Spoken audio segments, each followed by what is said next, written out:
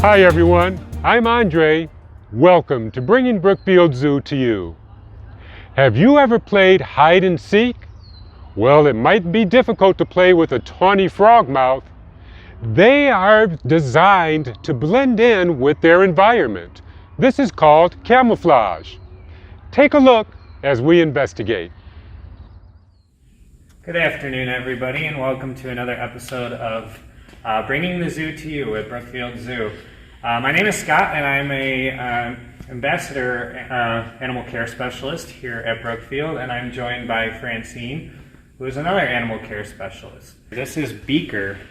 So for those of you who have never seen a bird like Beaker before, he is known as a tawny frogmouth. So some of you watching at home might be looking at him thinking, what kind of weird owl am I staring at that I've never seen before? And you know, with those big bulgy eyes, kind of like owl's eyes, you might be wondering why he's staring back at you. Beaker is not actually an owl. He is, as I said, is a tawny frogmouth. They are part of the nightjar family. There are 15 different species of frogmouth. The tawny in particular is very common in Australia and Tasmania. There are 3 different types of frogmouths in Australia, and Beaker being one of them. So if you've ever seen a tawny frogmouth before, they are fairly common in zoos. They make pretty good companion animals here for our animal ambassador program. So as you can tell, Beaker is very calm and still right now, which is a good characteristic or a good trait of the tawny frogmouth. These animals are nocturnal. They will spend their time getting food at night, but during the day, he's going to spend a lot of time just kind of perched in trees like that. So you'll notice, if you look closely at Beaker's feathers, he does kind of look a lot like tree bark. And as a prop here, I'll show you, they are very good at camouflage. So we have a simulated tree trunk here that we can show you how good of a camouflager Beaker is. But that is a main characteristic of the tawny frogmouth. It is very important that they do stay camouflaged because they're not very threatening animals. So their main defense mechanism is going to be that camouflage. So like I said, they're going to spend a lot of their time sitting in trees, kind of blending in. One thing that tawny frogmouths are known for is a behavior called stumping, in which they're able to kind of flatten their body out and stick their head straight up, and they'll close their eyes, and that way they're really close to the tree bark and they're able to blend in a lot. So things they might do that for might try to spend their days hiding from our animals such as domestic dogs and cats in Australia, as well as foxes and some other large predators. Even carpet pythons and some large monitors might hunt them as well. Now, what do you think the tawny frogmouth eats? Well, if you look really closely at Beaker here, he's got some feathers that are sticking out. They're kind of whisker-like. They have really large, wide mouths, which is where the name frogmouth comes from. They are in no way related to frogs, believe it or not. They do have that wide mouth. He's not really opening it for us right now. But one really cool thing about tawny frogmouths is they will actually ambush their prey. So at night, they eat mostly insects. About 90%, 95% of their diet is going to come from insects. So at night, they will actually open their mouth really wide sometimes. And the combination of their yellow mouth inside, as well as those whiskers surrounding their mouth, kind of mimics a flower almost. So if there's insects flying by, they use those little whisker-like feathers around their mouth to actually catch them. And so, as I mentioned before, a lot of people mistake them for owls, and they are not owls. Some main differences: it's kind of hard to see his feet, but they have very weak feet, I would say. They're good at perching, but unlike an owl, they're not going to use their feet to grab onto their prey. They're going to ambush their prey. If they do go out hunting, it's typically just a short little hop down from a fence or a low-hanging perch to grab some bugs or some maybe small mice or lizards that are on the ground. Unlike owls, they're not going to grab onto their prey with those really strong feet. He is going to spend a lot of his time ambushing prey, but he's also going to spend a lot of his time with his mate. So Beaker personally does not have a mate yet. He's pretty young. He is turning 2 in June, but he's part of our Animal Ambassador program, and he's the only tawny frogmouth we have in the Ambassador program. But in the wild, they actually mate for life. One really cool thing about them is that they will find a mate, and they will actually breed once a year, and they'll just spend all their time together. They kind of live in pairs. They've been known to live and breed in pairs for up to 10 years, and they'll spend their entire life together until one of the pair dies. Some researchers have actually observed them when one loses part of their pair, they actually are believed to have grieved. So they've found that the Tawny Frogmouth will make a crying noise overnight sometimes. Some in the wild have been seen for 2 years actually rejecting other mates because they may possibly miss their old mate. So it's a pretty romantic bird, I would say.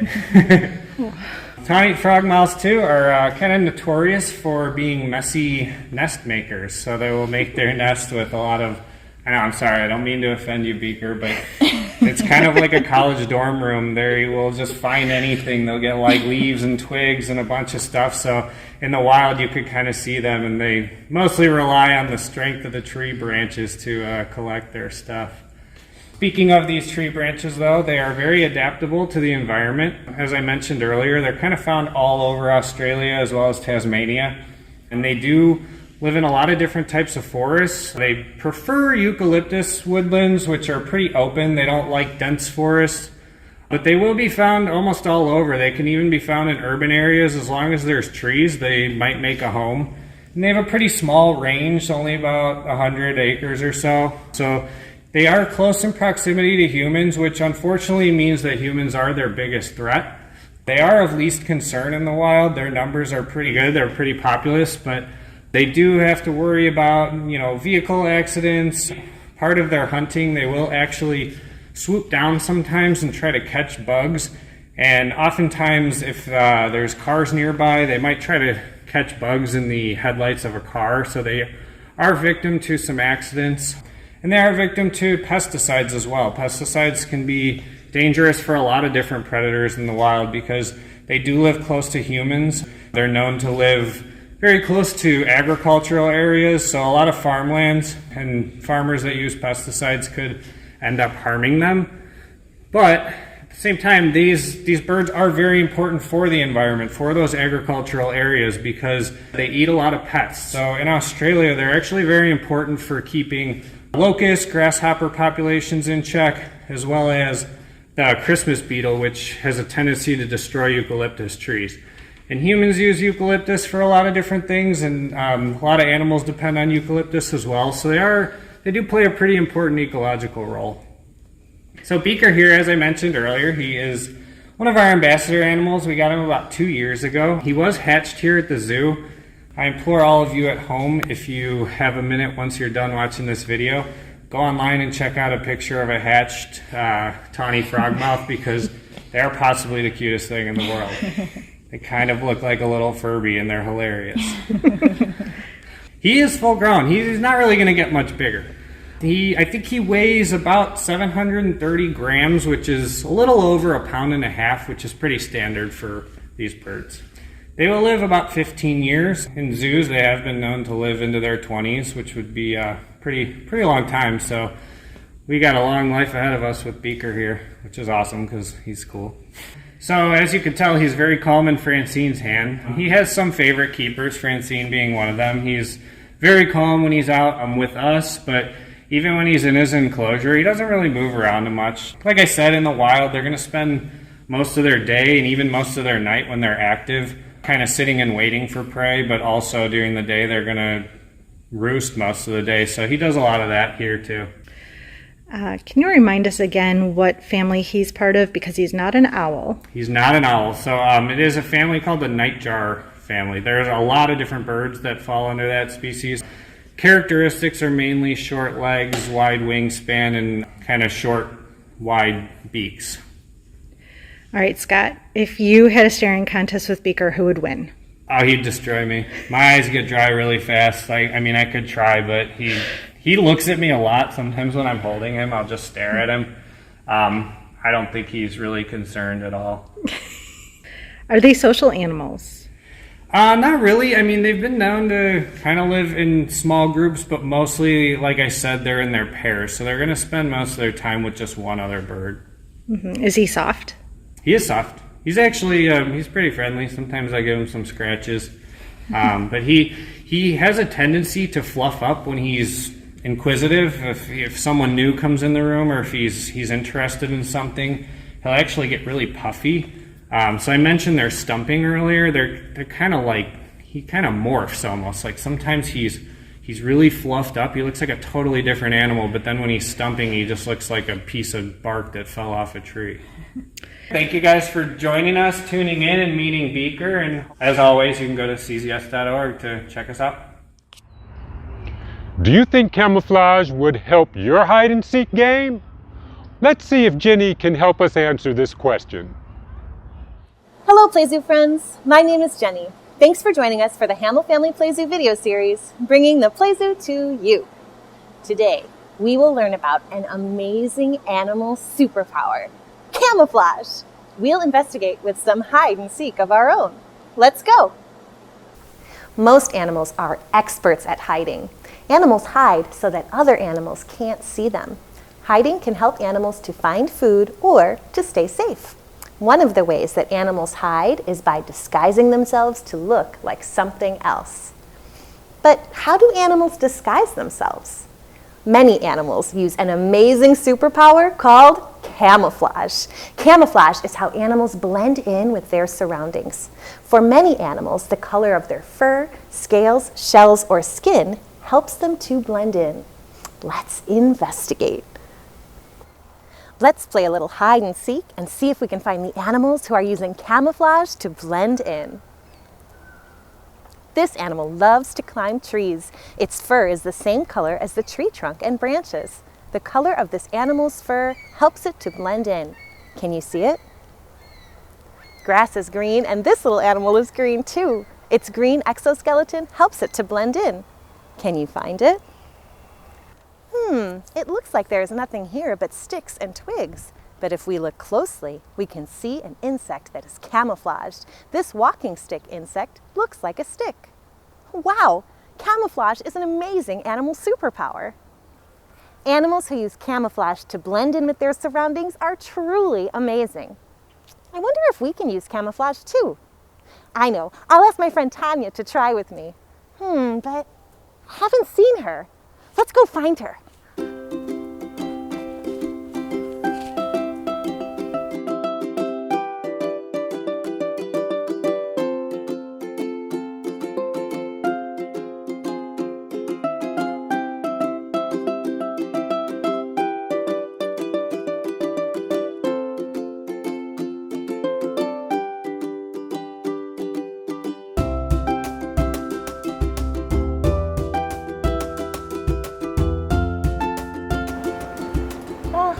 We found you! You aren't blending in because you are wearing yellow and the plants are green. You aren't camouflaged. Here at Brookfield Zoo, there are lots of animals who are masters of camouflage. Snow leopards have gray spotted fur. These colors help them to hide in the mountains where they live. They blend in with their rocky surroundings. They are masters of camouflage. Okapis live deep in the forest where there are lots of trees and shadows. Their dark, striped fur helps them to blend in and stay safe.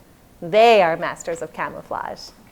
The color and texture of the crocodile's scales are perfect camouflage in their swampy environment. When they lie still in the water, they look just like a log. Blending in helps crocodiles to hunt for food. They are masters of camouflage.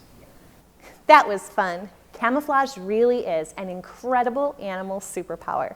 If you'd like to share your investigations and discoveries with us, send your photos to the address on your screen. See you next time. Here we go.